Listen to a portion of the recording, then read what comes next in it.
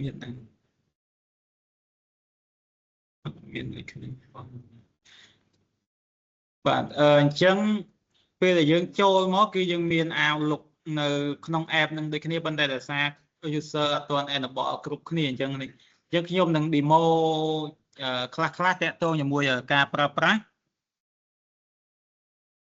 អញ្ចឹងយើងចូលមក Outlook ទៅចូលដូច app ផ្សេងអញ្ចឹងដូច Team ដូចអីអញ្ចឹងបាទអញ្ចឹងOutlook គឺពេលដែលចូលមកគឺយើងមាន platform បែបហ្នឹងយើងអាចមើលបាននៅក្នុង inbox របស់យើងមាន email ណាក៏ send មកខ្លះមាន testing site create site វាមាន notification បែបហ្នឹងអញ្ចឹង inbox នេះគឺជាប្រអប់ដែលយើងផ្ទុកសារឬក៏ message ដែលគេផ្ញើមកយើងហើយតាក់ទងជាមួយ send item នេះគឺជា message សម្រាប់ store message ដែលយើងបានផ្ញើទៅខាងគេឬក៏ផ្ញើទៅខាងក្រៅអញ្ចឹងទៅបាទអូខេហើយកន្លែង draft នេះគឺមានន័យថាយើងអត់បានមានតែយើងផ្ញើទៅប៉ុន្តែយើងអត់ទាន់បានចុច send យើងអាចត្រៀមទាំង email ឬមួយក៏អីអញ្ចឹងទៅយើងអាចថាអត់ទាន់បានចុច send ទៅគេយើងអាច draft សិនទៅបាទគ្នាហើយ delete item នេះគឺកន្លែងដែលយើងdelete email ឬមួយក៏ពេលខ្លះ schedule យើងអាចថា book schedule book អីទៅពេលដែលយើងហួស schedule យើង book schedule meeting ថ្ងៃ25 26ចុះអញ្ចឹងពេលដែល schedule នឹងហួសហើយវានឹង automatic move ទៅក្នុង delete ហ្នឹងហើយ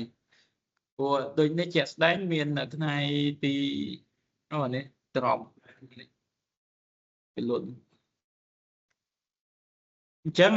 មួយទៀតជាង mail នេះគឺ email ដែលវាអាចថាអត់សូវជា secure ឬមួយក៏អី system វាចាប់មកថាវាជា email spam ឬមួយអីវាអាចចូលទៅជាង mail ជាងទៅnote នេះវា note ធម្មតានេះយើង add note add អីនៅលើហ្នឹង archive យើងអត់ enable archive ទេអញ្ចឹងអត់មានអីទេប៉ុន្តែពេល email យើងពេញឬក៏អីយើងអាចបង្កើតជា online archive ឬមួយអីដើម្បីដាក់ទៅហើយតាក់ទងជាមួយ email Outlook របស់យើងគឺយើងមាន storage យើងអាចទៅមើល storage របស់យើងបាននៅក្នុង general account storage បាទនៅក្នុង account ហើយ storage អញ្ចឹង email របស់យើងគឺមាន storage 50G អញ្ចឹង 50G នេះគឺសម្រាប់ដាក់ message email របស់យើងជាទូទៅទាំងអស់នៅក្នុង store នៅលើOutlook មួយហ្នឹងហើយនេះជាបុកដែលយើងមានបានប្រើប្រាស់អញ្ចឹងមានប្រមាណសាយប្រមាណមេអីវា calculate ឲ្យនៅក្នុងនឹងអញ្ចឹងទៅយើងអាច delete អីពីនេះទៅក៏បានអត់ជាបញ្ហាទេទីហោខ្ញុំធ្វើការ delete មួយ delete ប្រមាណខែប្រមាណថ្ងៃអីវាមាន option មកសម្រាប់ email ដែលលើសពី12ខែឬមួយក៏អីអញ្ចឹងទៅអញ្ចឹងអានេះបើមិនយើងពេញឬមួយអីយើងអាចធ្វើខ្លួនឯងបានដោយមិនចាំបាច់ពឹង IT ក៏បានដែរអត់អីទេបាទហើយមួយទៀតតកតងជាមួយ Outlook គឺយើងត្រូវដើម្បីឲ្យ email យើងខ្លាចជា email ពេញលេញអញ្ចឹងឧទាហរណ៍ឥឡូវយើងបង្កើត email ថ្មីមួយ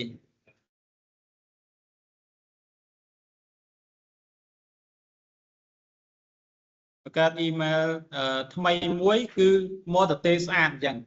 ចឹងមានន័យថា email យើងអត់ទាន់ពេញលក្ខណៈទេយើងអាចទៅ send message អាចផ្ញើទៅបានក៏ប៉ុន្តែអត់បើយកជាសួរតែយកជាផ្លូវការបានអត់យកជាផ្លូវការបានដែលយើងអាចផ្ញើបានពេលខ្លះនៅស្ថាប័នផ្សេងហើយយើងផ្ញើឆ្លងចេញទៅក្រសួងផ្សេងជួនកាលអត់ទៅដល់គេទេដោយសារយើងអត់មាន signature អញ្ចឹងយើងអត់មានបើយើងធៀបមកខ្លួនយើងអត់មានអត្តសញ្ញាណប័ណ្ណយើងអត់អាចចេញទៅក្រៅប្រទេសឬមួយក៏អត់មាន passport យើងអត់អាចយើងអាចប្រាប់គេថាយើងអត់អាចនិយាយទៅទេប្រាប់ប៉ូលីសប្រាប់អ្នកភ្នាក់ងារជនរបស់គេថាខ្ញុំឈ្មោះនេះមកពីភូមិនេះកើតថ្ងៃទីប្រហែលចំពោះប៉ុណ្ណេះអីយើងអត់គេអត់យកជាផ្លូវការទេអញ្ចឹងកន្លែងនេះគឺយើងត្រូវមានជា signature មួយខ្ញុំនឹងបើក email របស់ខ្ញុំមួយបាទអញ្ចឹងនេះជា email ដែលខ្ញុំធ្វើការអញ្ចឹងខ្ញុំពេលដែលខ្ញុំចុច new email គឺនេះគឺជា signature របស់ខ្ញុំ ចឹងព័ត៌មានខាងក្រោមនេះគឺបញ្ជាក់អស់ហើយថាខ្ញុំឈ្មោះអីមាន nickname មានអីចឹងទៅ position ចឹងទៅមកពីក្រុមហ៊ុនណាមាន logo មានអីចឹងទៅហើយ address នៅណាក្រុមហ៊ុននៅទីតាំងកន្លែងណាខ្ញុំប្រើ email អីមានwebsite ក្រុមហ៊ុនឈ្មោះអីចឹងទៅលេខទូរស័ព្ទមាន hotline មានអីយើងដាក់ full set ចឹងមកគឺជា signature មួយឬក៏អាចនិយាយថាជាអត្តសញ្ញាណប័ណ្ណមួយរបស់យើងហើយអញ្ចឹងពេលដែលយើង send ទៅគេគឺ system firewall របស់គេពេលគេនឹង allow ឲ្យយើងចូលឬមួយក៏អីអញ្ចឹងទៅបើសិនជាយើងអត់មាន attach ទៅ link ដែល high risk ឬមួយក៏ spam អីទៅជាមួយយើងអាចថាគេនឹង allow ឲ្យយើងចូលប៉ុន្តែបើសិនជាយើង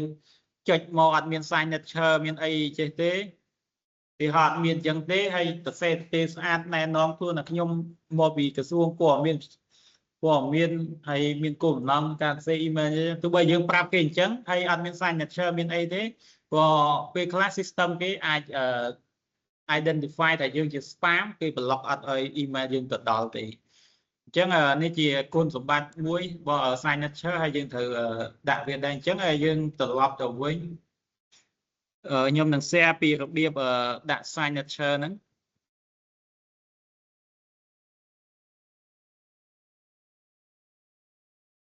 បាទអញ្ចឹងដើម្បីយើងអាចបាន signature បានដោយសារឥឡូវយើងអត់នេះទេយើង delete ចោលសិនព្រោះយើងអត់ទាន់មាន signature អញ្ចឹងយើងចូលមក setting នេះដដែលបន្ទាប់មកយើងចូលមក account អញ្ចឹងកន្លែងនេះមានពាក្យ signature មួយអញ្ចឹងយើងចុចលើ signature ហ្នឹងមកបាទអញ្ចឹងកន្លែងនេះយើង add signature យើងដាក់ឈ្មោះយើងមួយសិនឧទាហរណ៍ខ្ញុំឈ្មោះខ្ញុំបាទ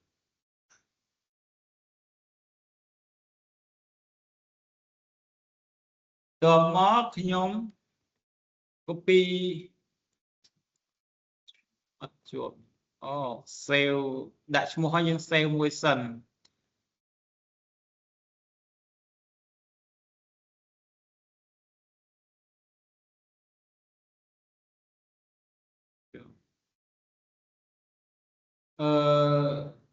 បន្ទាប់មកខ្ញុំ copy ខ្ញុំ pass signature ដែលខ្ញុំ copy ចូល signature ជាទូទៅយើងអាចធ្វើលើ Word តម្រឹមវាឲ្យវារាងស្អាតស្មើគ្នាចឹងបានហើយកន្លែងបន្ទាប់ពេលយើង copy ហើយកន្លែងនេះគឺយើងអាចរើសបានឈ្មោះរបស់យើងមកយើងដាក់ឈ្មោះរបស់យើងហើយយើងកន្លែងខាងលើនេះគឺ new email new message មានន័យថាពេលដែលយើងដាក់select យកកន្លែងនេះគឺមានថាពេលយើងចុច message មកគឺយើងនឹងមាន signature នេះទៅជាមួយហើយអញ្ចឹងយើងអាចធ្វើការ send email បានហើយខាងក្រោមនេះយើងអាច select មួយទៀតដែរមកឬក៏យើងអាចដូរ signature ផ្សេងក៏បានដែរ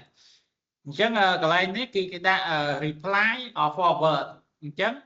ពេលដែលយើង select យកកន្លែងនេះគឺពេលដែលយើង forward email ឬក៏ reply email ទៅគេក៏ជាប់ signature នឹងដែរប៉ុន្តែបើសិនជាយើងអត់យកទេយើងយកទៅទេអញ្ចឹងពេលដែលយើង reply email ទៅគេវិញគឺអត់ជាប់ signature យើងទៅជាមួយទេអញ្ចឹងខ្ញុំយកទាំងពីរឲ្យទាំង send ទាំង email ថ្មីទាំង reply ទៅគេបន្ទាប់មកខ្ញុំ save ពេលដែលយើង save ហើយគឺយើងបាន signature មួយហើយអូខេអញ្ចឹងយើងអាចបិទហើយយើងទៅតេស្តមើលតើជាប់អត់ទេ signature យើងអញ្ចឹងយើងចូល new email ម្ដងទៀតអត់ជាប់យើងអូកុហកបាត់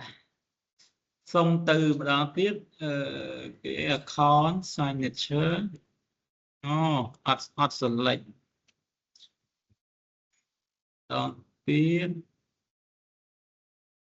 save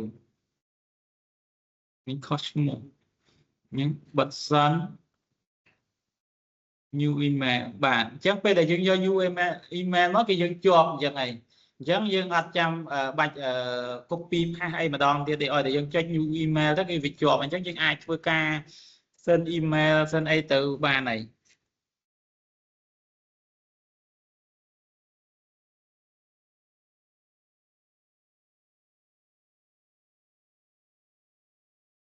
អញ្ចឹងខ្ញុំអាចដាក់កន្លែងនេះ subject អីអញ្ចឹងទៅនិយាយពីអីអញ្ចឹងទៅខ្ញុំប៉ះមួយកន្លែង who នេះគឺមានន័យថា target មនុស្សដែលយើងចង់ send ទៅគាត់អញ្ចឹងខ្ញុំដាក់បងនេះមួយសម្បូររិទ្ធារា và CCនេះគឺយើងដាក់សម្រាប់អ្នកដែលយើងចង់ឲ្យគាត់ដឹងរឿងនឹងដែរថាយើងបាន send ទៅគាត់ send ទៅអីចឹងទៅហើយអាចដាក់ជាប្រធានរបស់គាត់ឬមួយអីឲ្យដឹងរឿងដែរអញ្ចឹងទៅអត់ជាបញ្ហាទេយើងអាចដាក់បានដល់4-500នាក់CC មានដាក់អត់អស់ហើយមាន BCC មួយទៀតបើមិនជាយើងនៅតែដាក់អត់អស់បាទអូខេតែប៉ុណ្ណឹងមកយើងអាចចុច send email ទៅគាត់បានហើយអញ្ចឹងបន្ទាប់ពីយើង send ហើយ email ប្រកាសជា load នៅក្នុង send item ហើយបាទអញ្ចឹងយើងចូលមក send item មកឃើញដោយសារគាត់ប្រហែលជាអត់មាននេះតែចូលដែរបងអូខេអញ្ចឹងនេះជាការប្រើប្រាស់ email ហើយការ send ហើយក្នុង email ហ្នឹងក៏យើងមាន calendar ដូចគ្នាដូចជាមួយ Microsoft Teams អញ្ចឹងយើងអាចធ្វើការ booking calendar បានទីហោថ្ងៃ30យើងមាន schedule ឬមួយក៏ថ្ងៃ31អញ្ចឹងយើងគាត់តែចុចលើនឹងមកយើងអាចធ្វើការ meeting ជាមួយគាត់បានហើយយើងអាច invite ឬមួយក៏អីអញ្ចឹងទៅគេហៅmeeting ពីអី trip ចាស់ចុងឆ្នាំបងសោមនឹកសមុទ្រខាងតលេងយូរ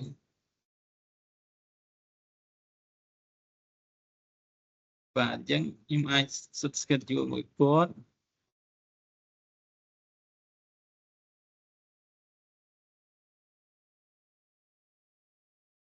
ទៅយើងអាចកំណត់ម៉ោងកំណត់ពេលវេលា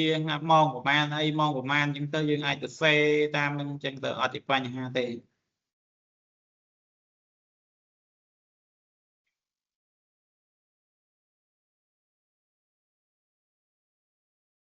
អញ្ចឹងតកតង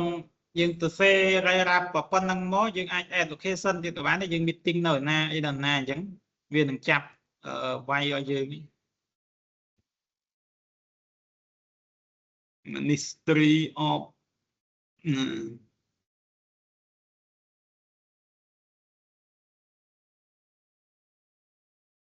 Info មានទេ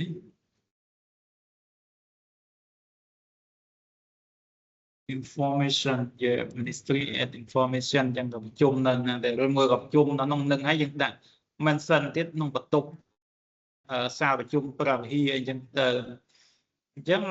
បន្ទាប់ពីយើងបំពេញព័ត៌មានអស់ហើយយើងមើលតែយើងចង់ alert មកប្រហែលគឺការយើងប្រជុំនៅកន្លែងឆ្ងាយអាចឆ្ងាយពីកន្លែងការងារយើងដាក់15នាទីយើងការខ្លាច់ទៅអត់ទាន់យើងអាចដាក់30នាទីឬមួយអីចឹងទៅកាតេរីនេះយើងអាចដាក់បានដែរជាប្រភេទប្រជុំហ្នឹងរឿងសំខាន់យើងអាចកំណត់ limit ពណ៌ខ្លួនឯងហ្នឹងទៅយើងជាការចំណាំរបស់យើងទេនឹងអត់អីទេអញ្ចឹងយើងពណ៌អីយើងថាសំខាន់ហើយប្រជុំហ្នឹងយើងចង់លក់តែ2នាក់ឬក៏3នាក់ហ្នឹងឬមួយក៏យើងអាចចង់ឲ្យគាត់អ្នកផ្សេងចូលរួមដែរដោយការ share link ឬមួយក៏អីអញ្ចឹងណាអញ្ចឹងបើសិនជាយើង lock ហើយគឺប្រជុំហ្នឹងគឺអត់អាចអ្នកផ្សេងជួយបានទេគេហៅថា2 member ដែលយើង add ក្នុងហ្នឹងបាទហើយតកតងជាមួយ schedule pool នេះអានេះជាម៉ោងក្នុងស្រុកម៉ោងអីទេអត់អីទេអញ្ចឹងបន្ទាប់ពីយើងមើល verify អស់ហើយប៉ុណ្ណឹងយើងអាចចុច send ទៅអញ្ចឹង meeting របស់យើង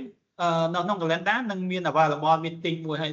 បងបើសិនចូលទៅគឺឃើញនឹងដូចគ្នាអញ្ចឹងដល់ម៉ោងមុន30នាទីប្រកាសជា alert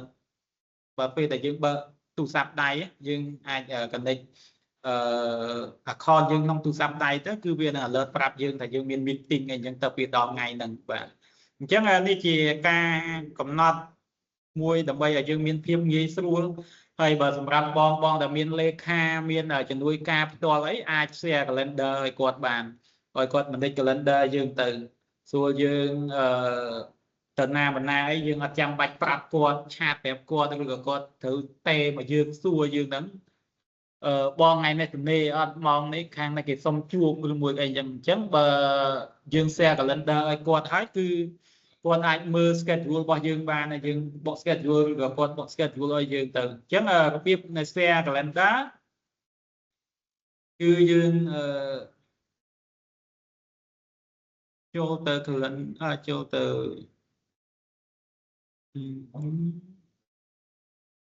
home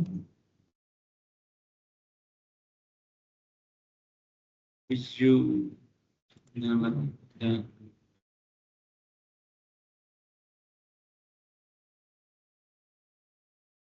ចូលមក calendar បន្ទាប់មកយើង share share នេះយើងក៏កំណត់ permission បានដែរថាតើយើង share ឲ្យគាត់នឹងអាចធ្វើអីបានលើ calendar របស់យើងទីឲ្យយើងមានជំនួយការឬមួយក៏អីអញ្ចឹងយើងអាចshare ឲ្យគាត់ទៅទីឲ្យ lab មួយនេះជាខ្ញុំចង់ share ឲ្យគាត់អញ្ចឹងកន្លែងនេះកំណត់ permission បានអញ្ចឹង can view when I'm busy មានន័យថាគាត់តែដឹងតែខ្ញុំរវល់ទេអញ្ចឹងគាត់ដឹងតែខ្ញុំរវល់អីទៅពេលខ្លះខ្ញុំអត់ចង់ឲ្យគេដឹងតណាយើងតណាតណៃអីចឹងទៅអញ្ចឹងយើងអាចឲ្យគាត់សិតត្រឹម view ចឹងបានហើយមួយទៀតគឺ can view title and location មានន័យថាគាត់អាចមើលបាននៃការយើងរវល់នឹងប្រជុំរឿងអីហើយប្រជុំនរណាអញ្ចឹងទៅហើយខាងក្រោមគឺយើង view all មានន័យថារាល់ព័ត៌មាន detail ព័ត៌មានយើងប្រជុំជាមួយអ្នកណាហើយយើងធ្វើអីប្រជុំរឿងអីគឺគាត់អាចមើលឃើញទាំងអស់ហើយមួយទៀតគឺ can edit នេះគឺមានន័យថាគាត់អាចធ្វើការ edit schedule ឲ្យយើងបានគាត់អាច book schedule ឲ្យយើងគាត់អាច cancel schedule យើង delete schedule យើងបានបាទហើយ delegate នេះក៏ដូចគ្នាអញ្ចឹងគាត់ថា delegate យើងអាច delegate ទៅលើអីខ្លះអញ្ចឹងទៅសម្រាប់គាត់បាទអញ្ចឹងពេលដែលនេះទីហោះដូចបងគាត់អាសឹបអញ្ចឹងគឺ notification មកឲ្យខ្ញុំដែរអញ្ចឹងទៅអូខេអញ្ចឹងបើយើងត្រាស់ជាមួយនឹងជំនួយការក៏ដូចជាលេខារបស់យើងឲ្យគាត់ can edit ទៅយើងស្រួលអត់ពិបាកទេអញ្ចឹងយើងចុច share ទៅអញ្ចឹងពេលដែលចុច share ទៅគាត់នឹងទទួលបាន email notification មួយហើយគាត់គាត់តែ sub ទៅគាត់នឹងមាន calendar នៅកន្លែងនេះហើយគាត់ឲ្យ take យកឈ្មោះយើងទៅគឺគាត់អាចមើលឃើញ calendar របស់យើងហើយយើងគាត់តែប្រាប់ថាថ្ងៃនេះមានប្រជុំជាមួយឯកឧត្តមអនុរដ្ឋលេខាធិការឬមួយក៏ជាមួយក្រសួងនេះក្រសួងនោះអញ្ចឹងប្រាប់តែគាត់ទៅគាត់ add book calendar យើងហើយអញ្ចឹងយើងអត់ចាំបាច់ធ្វើការងារអីមួយនិច្ចត្រូវ take note នៅក្នុងសភៅក្នុងអីដូចពីមុនទេពីមុនពេលខ្លះយើង note នៅក្នុងសភៅហើយជួនកាលផ្លេចទៀតយើងផ្លេចបើកមើលប៉ុន្តែដល់ពេលយើងធ្វើនៅលើ calendar Outlook ឬក៏ calendar នៅ Microsoft 365នេះឲ្យតែយើង register log in ជាមួយទូរស័ព្ទដៃឬមួយក៏អីគឺដល់ម៉ោងដល់ថ្ងៃគឺវានឹង alert ប្រាប់យើងថាយើងមាន meeting អញ្ចឹងទៅអញ្ចឹងយើងអាចត្រៀមខ្លួនធ្វើការងាររបស់យើងអត់មីសទេហើយបើយើងថាអត់មាន schedule អីជួនកាលយើងអាចសិតថ្ងៃ birthday ខ្លួនឯងក៏បានដែរពេលខ្លះយើងអត់សូវមានអ្នកធ្វើ birthday ឲ្យយើងអាចសិតឲ្យយើង add ក្រុមការងារយើងចូលទៅអញ្ចឹងដល់ពេលដល់ថ្ងៃ birthday របស់យើងក្រុមការងារដឹងទាំងអស់អញ្ចឹងចាំមើលគេធ្វើឲ្យអត់ហើយបើគេអត់ធ្វើឲ្យទៀតអានឹងយើងដើរចេញគេអត់រាប់យើងគេអត់ធ្វើ birthday ឲ្យយើងខំលូកគេចូលហើយបើយើងគិតឲ្យស្រួលទៅយើងបើគេអត់ធ្វើឲ្យយើងមានតែទិញនេះខ្លួនឯងទិញ cake មកហើយយើងផ្លុំទៀនហៅគេមកជួយផ្លុំទៀនអបអរយើងវិញ